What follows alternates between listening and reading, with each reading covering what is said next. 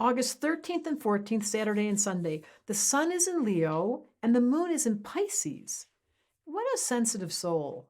They don't tell you that about Leos. They always call them dramatic and they're so over the top. They're lovers. They love their family. They love their kids. They love their animals. And Moon and Pisces, oh my God, their animals are like their children. And it's real because you know why? An animal's just pure soul. It doesn't deal with all the ego stuff. So don't always assume that every Leo is captured by their ego because right now this happens once a year. The sun in Leo is opposite Saturn in Aquarius. This is exact degree as we speak here, 20 degrees and 21. I had this when I was born. So it doesn't make a classical Leo because when you have Saturn, whenever an outer planet is either conjunct the sun or opposite the sun, it puts a signature on their whole lifetime. If a baby were born with this, they'd have a lot of discipline. They would have the desire to be seen, but they'd also, because opposite is Aquarius going, what are you doing that for? There would be awareness around it. Now, the challenge is that opposition.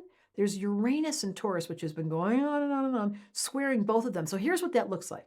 There's the sun in Leo going, I love to be alive and I love attention. Aquarius goes, would you stop calling attention to yourself? You're just needy. And then Taurus goes, you know what? I'm so shy. I don't really want everybody looking at me. And the whole thing releases. And whenever there's a T square, you look for the fourth point. There's no planet there. And that's Scorpio. And that's the release. So what they'd have to do, this kid, is learn about their emotions.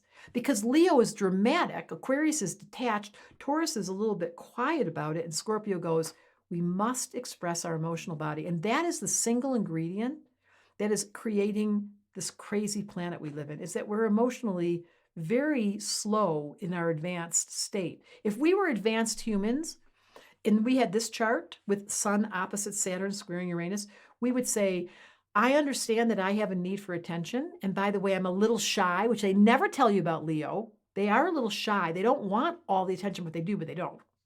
And then they have this disciplinarian part that's saying, I'm going to study astrology, Saturn and Aquarius.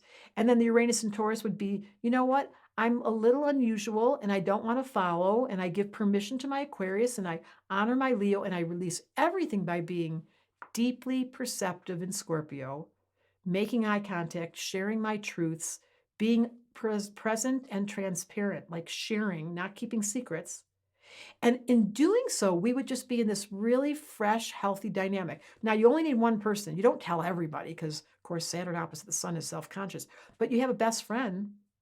That's what you would do. And you would share everything with them.